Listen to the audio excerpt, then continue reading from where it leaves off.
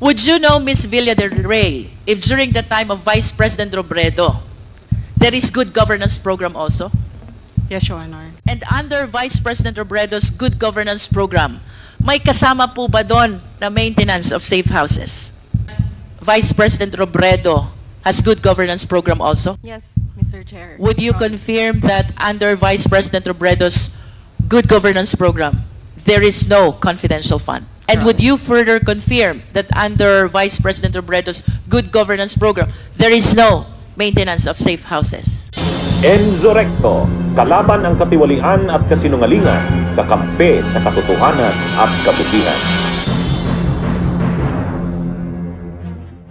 Mr. Chair, I wish to raise my questions to Ms. Villa del Rey. Ma'am, you confirm that you are the Chief Accountant of OVP? Yes, Your Honor. May we know how long have you been working at the Office of the Vice President? I was started in the OBP since 1990, Your Honor. I'm already in my 34th year.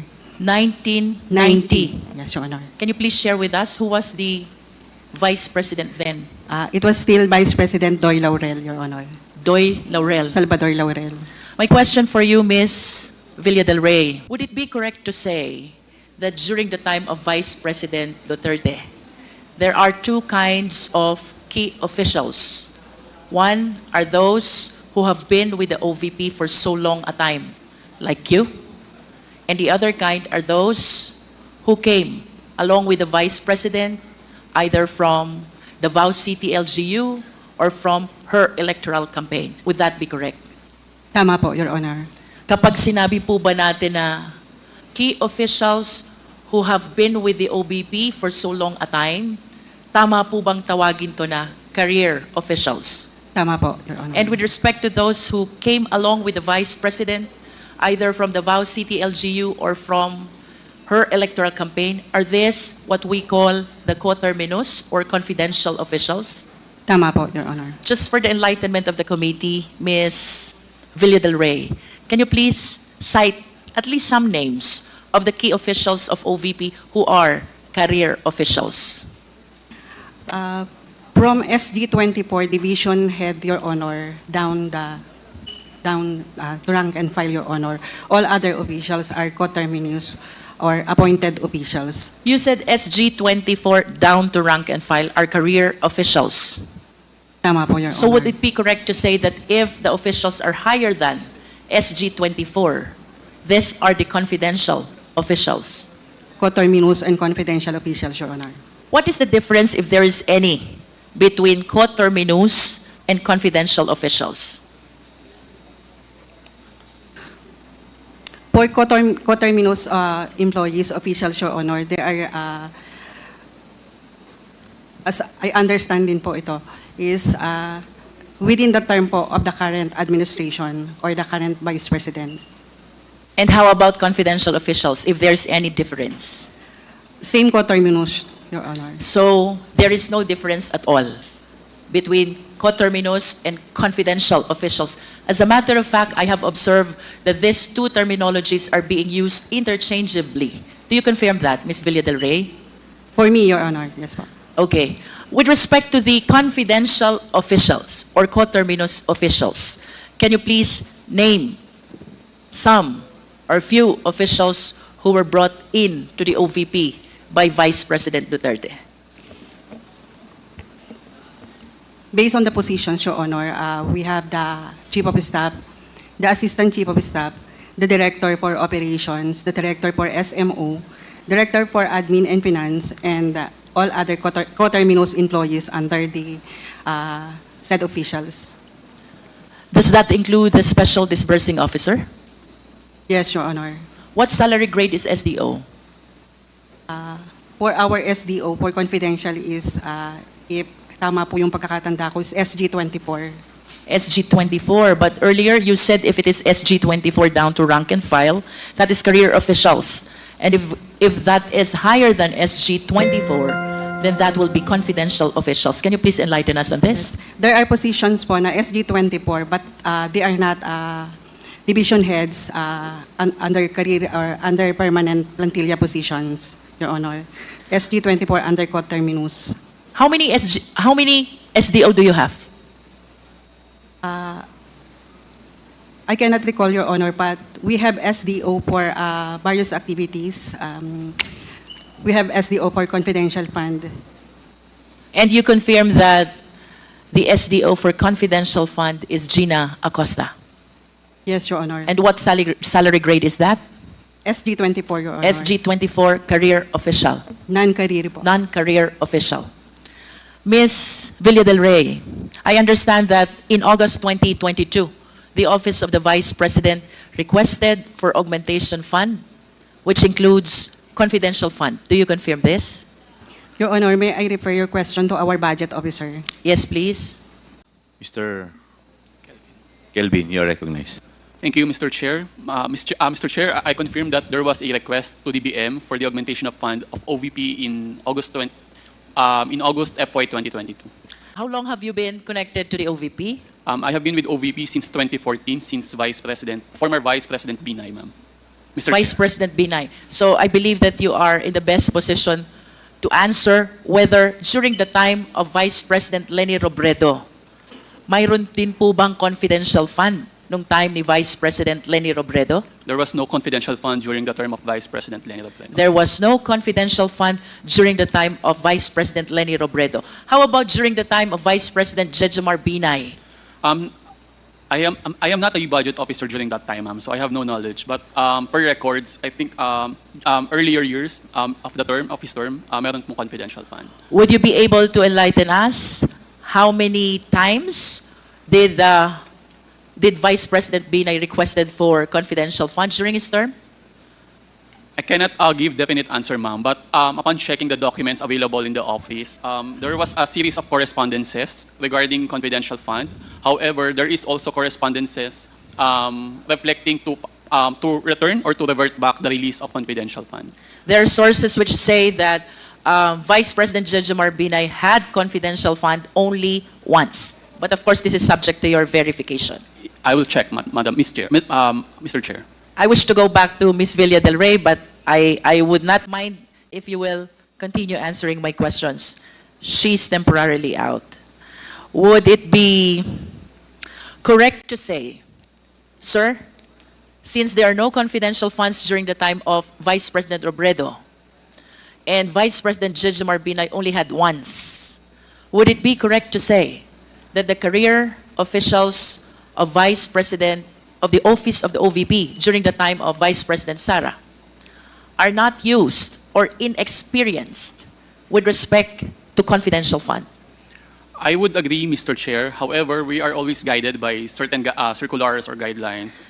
And if you agree that the career officials are inexperienced with respect to confidential fund, there being no confidential fund during the time of the former vice presidents, to be particular, Robredo and Binay, would it be correct to say that it is the confidential officials of Vice President Duterte who are experienced with respect to confidential funds?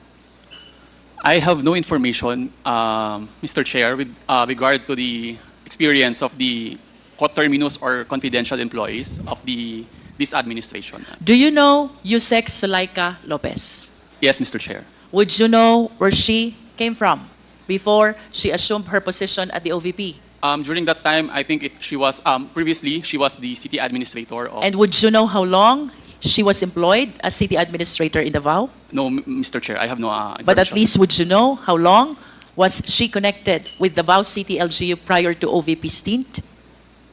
I cannot remember, but during the first, I think, payroll, of course, attachment of those documents are the service records, but I have no exact or number of years to tell the committee of Attorney Sulaika Lopez as employee of the Davao LGU.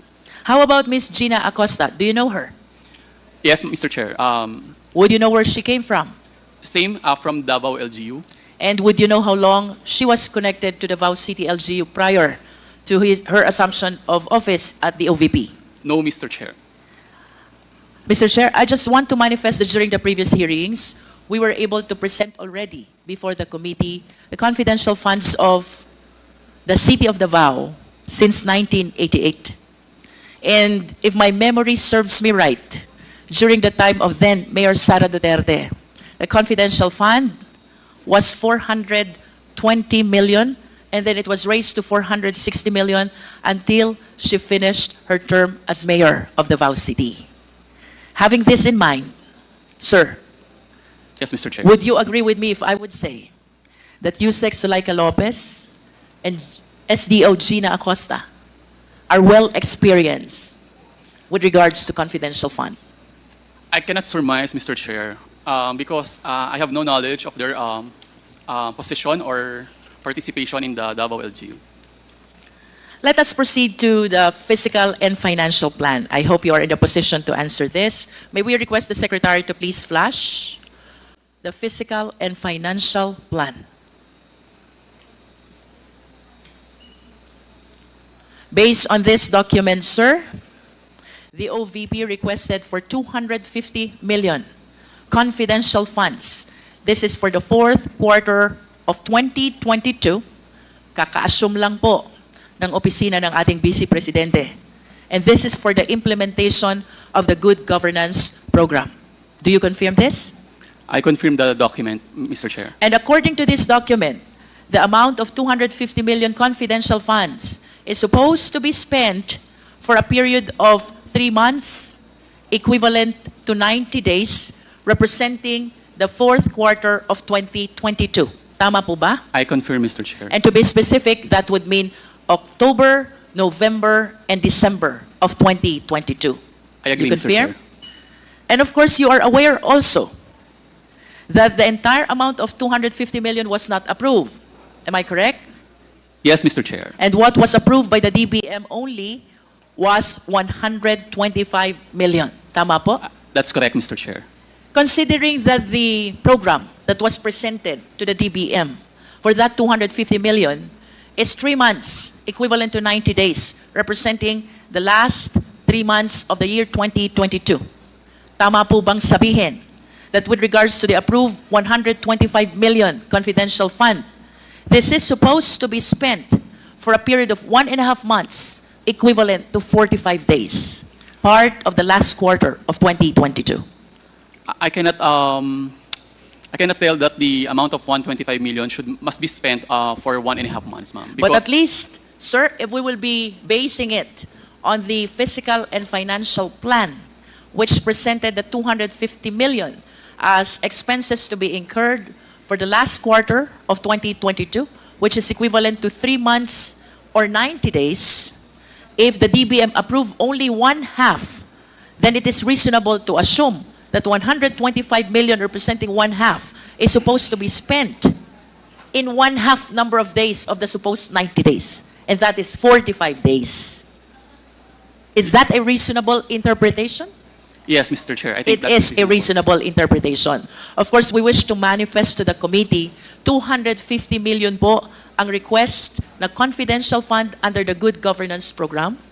This is supposed to be spent during the last quarter of 2022. That is 3 months, equivalent to 90 days, and to be specific, the month of October, November, and December of the year 2022. Considering, Mr. Chair, that what was approved was only 1/2 of the requested amount, that is 125 million, I wish to believe that this is supposed to be spent in 1/2 of the presented period, that is 45 days or 1.5 months of the last quarter of 2022.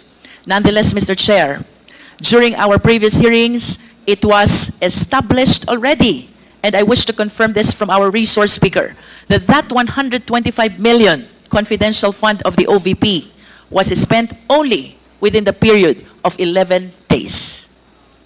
If we will base it on the date of check, I think it is equivalent to 11 days, ma'am, Mr. Chair. Yes, and can we please flash the next slide? There. The utilization of confidential fund, 125 million, December 21 to December 31, 2022, and that is equivalent to 11 days. Do you confirm this, sir? I confirm, Mr. Chair.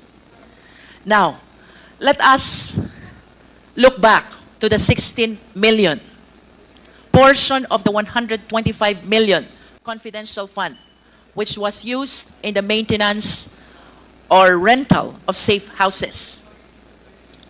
This was liquidated by the use of 34 acknowledgement receipts. Do you confirm this? I cannot confirm, Mr. Chair, because I have no participation or knowledge with regard to the disbursement or the liquidation of the. I understand. Can we go back to Ms. Villa del Rey? Ma'am, can we confirm that the 16 million portion of the 125 million confidential funds was liquidated by way of acknowledgement receipts, 34 acknowledgement receipts representing rental of safe houses? I cannot confirm, Your Honor, since I have no personal knowledge on the disbursement and utilization of confidential fund. Do we have a resource speaker who have knowledge about this acknowledgement receipt? There is none. Nevertheless, Mr. Chair, let this representation manifest that the records show that the 125 million confidential fund was approved for the last quarter of 2022, and 16 million out of the same amount was liquidated by way of 34 acknowledgement receipts representing rental of safe houses. And I wish to further manifest, Mr. Chair, that the lowest amount among the 34 acknowledgement receipt is 250,000, which was spent for 11 days, representing the rental of 22,000 per day for the said safe house. The highest amount of acknowledgement receipt, Mr. Chair, is 1 million.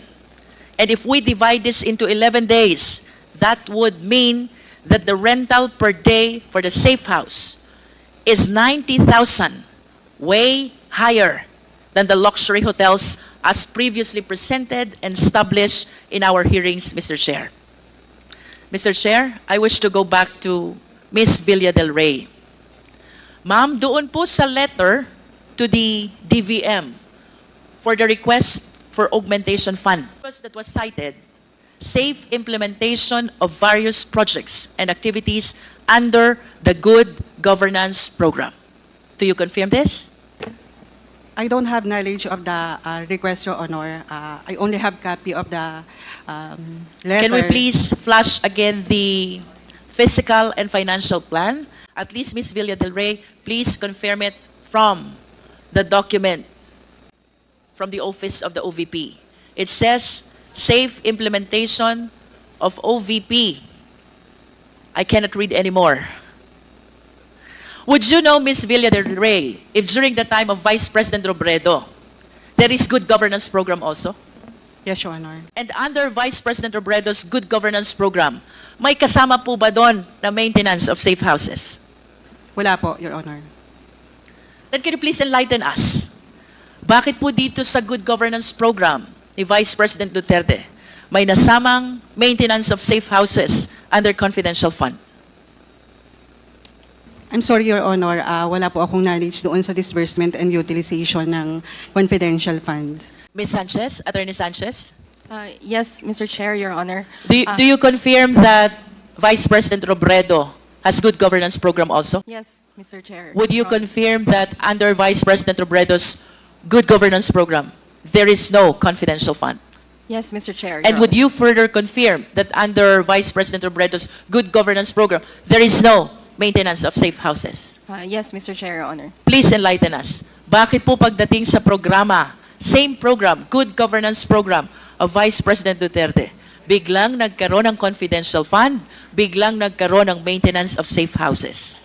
Your Honor, the budget was proposed by the Office of the Vice President, and it would be for different programs, Your Honor. But as to the details, Your Honor, I do not have information on the specific details and items to be spent under the confidential expense. Would it Your be Honor. correct to say that the key officials of Vice President Duterte altered the menu of the good governance program of then Vice President Robredo? Mr. Chair, Your Honor, I think that would be a possible explanation, Your Honor. And are they really allowed to alter the program?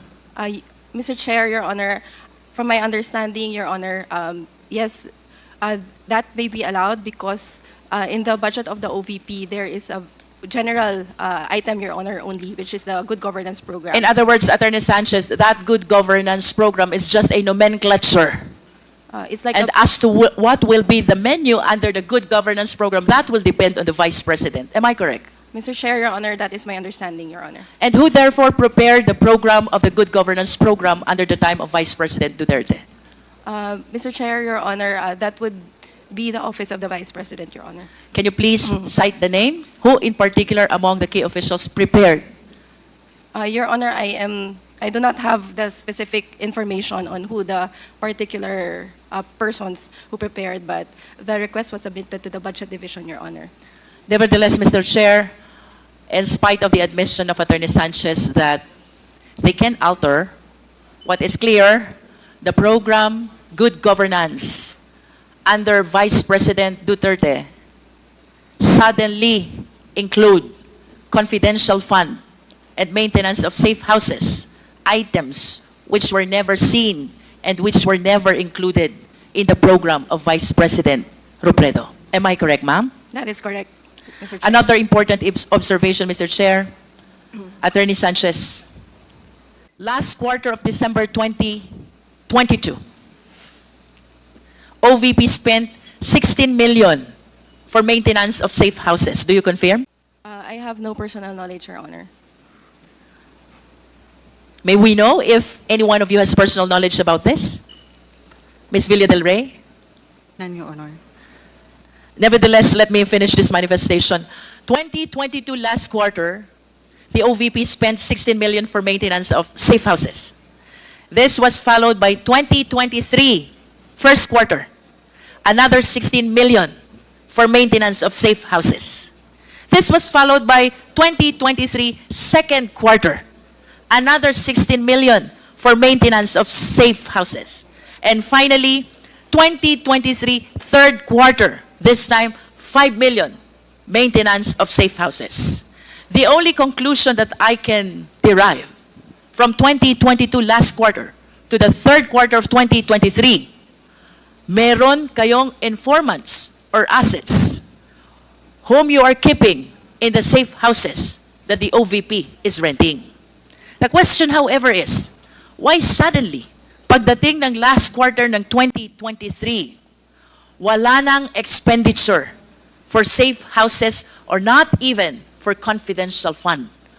San po napunta yung informant at assets nyo which you have been keeping in your safe houses from the last quarter of 2022 to the third quarter of 2023? Yun po ba inabandon ng OVP? Yun po ba biglang nag-disappear? I understand that you have no personal knowledge, but at least please give us a reasonable interpretation of what happened. Why suddenly, in the last quarter of 2023, nawala ang maintenance ng safe houses, which means nawala din ang informants at saka assets. Where did they go? Ms. Villa del Rey? I'm sorry, Your Honor, I cannot answer the question since I don't have really knowledge of the utilization of the confidential fund. Attorney Sanchez? Your Honor, I also apologize, same as the answer of Ms. Villa del Rey, Your Honor. Mr. Kevin? Say, Mr. Chair, I have no knowledge or participation in the utilization of the confidential funds. Ms. Rabago? Same, Mr. Chair. I don't have a personal knowledge on the utilization of the confidential Ms. funds. Villa del Rey, can you at least tell us who has the personal knowledge over these matters? Based on the JC and based on the issuance of cash advance, it is the Special Disbursing Officer. Who is? As the accountable officer. Can you please cite the name of the Special Disbursing Officer? As shown in the check, Your Honor, it is Ms. Gina Acosta. And apart from Ms. Gina Acosta, who else has personal knowledge over these matters? I don't have idea, Your Honor. I And you don't have confirm knowledge. that Gina Acosta, the Special Disbursing Officer, whom you described earlier as confidential official with salary grade 24, is one of those who were subpoenaed and who did not appear. Tama po ba? Tama po, Your Honor. Thank you. I have nothing further, Mr. Chair. Bunyog, bunyog, halikan na kasama ka. Bunyog, kapag buklod ay may pag-asa. Luzon, Visayas, Mindanao, isa ang pananaw. Sa bagong Pilipinas ang bunyog isisigaw. sigaw. Bunyog, bunyog, bunyog.